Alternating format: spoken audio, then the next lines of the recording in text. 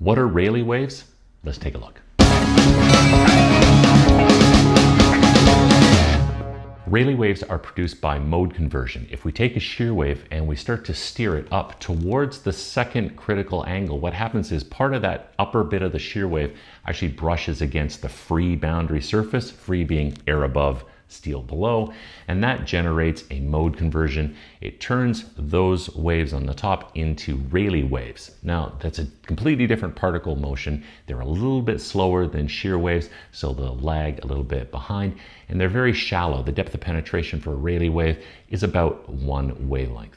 Let's use the photoelastic camera so that we can see the Rayleigh waves. Here I've got a 32 element probe parked on top of this piece of glass. I've got it hooked up to the Sonotest Veo, and I'm going to generate a very high, I think it's about 85-degree linear focal law, and I'm using all of the elements. Here you can see the compression wave traveling through the wedge, and then out the bottom comes a shear wave, actually 2 shear waves. The reason for that is there's some diffraction effects when you use a very large aperture, so we can talk about that at another time. Just consider both of those shear waves.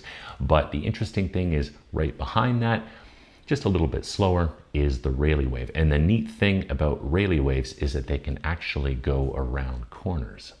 Let's do a little practical experiment. I've got an Olympus C541. That's a 5 megahertz half-inch transducer. That's the same one that you might use for weld inspection. You can see here it's mounted to a 90-degree shear wave wedge. So the idea with this guy is that it's just going to try to steer that beam up as much as it can, get it riding right along the second critical angle, and hopefully generate some Rayleigh waves. On the wave, I've got the velocity dialed a little bit south of the shear wave velocity, and I've increased the probe 0 so that when I move the probe right up against the edge of the block, you'll see that first echo, which is the echo from this front edge, lines up with the left-hand side of the screen. But what is that second echo behind it? Well, remember, Rayleigh waves can travel around corners. So the first echo is bouncing off the top edge, but part of the beam is actually going down that front edge of the plate, hitting the bottom corner and coming back. Of course, we can prove that by just taking a finger that's damped, and you can see we can make that second signal bounce. Let's try to find a crack with the Rayleigh wave probe. I'll show you that it works really well, but it won't work really well once we get outside the lab. Here I've got a 1-inch plate. There's a toe crack. Here it is illuminated with black light and fluorescent mag particle. I'm going to take this transducer and put it down on the block, and just if you watch the A-scan, you see it's pretty obvious as to where the crack is. Remember, Rayleigh waves are surface waves, so anything that sits on top of the surface is going to mess you up. And in the real world, you're using lots and lots of couplant. You probably brushed it on, or maybe you have a scanner with some water that's dripping on the underside of the pipe. If we try to do the same thing again with lots of couplant in front of the transducer, you'll see that it becomes a much more difficult task to try to locate that crack. It's one thing to make Rayleigh waves on purpose. It's another thing entirely when they happen by accident, you're not expecting it, and they're annoying and they get in the way. And that is your number 1 culprit. This is an Olympus 5 megahertz 1/4 inch transducer, about 6 millimeters, and it's connected to a 70-degree wedge. And regular weld inspection, 45, 60, 70, those are your angles. You don't think that any of those angles are high enough to 90 degrees at the second critical angle in order for us to generate Rayleigh waves.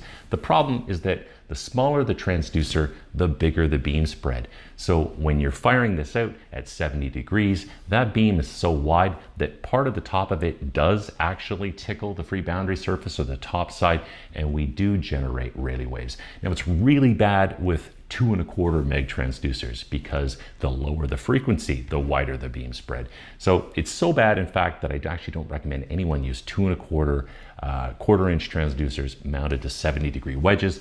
This is a 5 meg, but it will still happen. Let's take a look.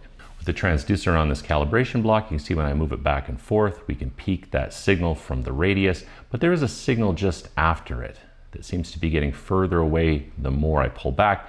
That's the Rayleigh wave traveling at about 90% of the velocity. It's actually riding along the surface of the block and then bouncing off of the radius here. And we can prove that. We'll just move it back so we can get a good signal there. We'll take our gain, we'll increase that up so we get a good amplitude on that second signal. Take a damped finger and tap it here, and you can see that second signal bounce a little bit.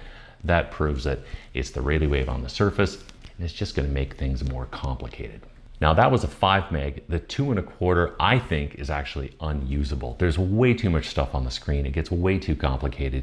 Rayleigh waves all over the place. They're bouncing around off your weld cap, coming back at you. There's bouncing off of the couplant in front of your transducer. Weld inspection on small welds with these little transducers is finicky enough. Make it easy on yourself. And if you have to do a 70 with a small transducer, go to the 5 meg and not the 2.25. Rayleigh waves, generally just a nuisance for most ultrasonic testing unless you have a very specific application for them. I hope you found this video useful. If you did, please hit the like and subscribe buttons, and thanks for watching.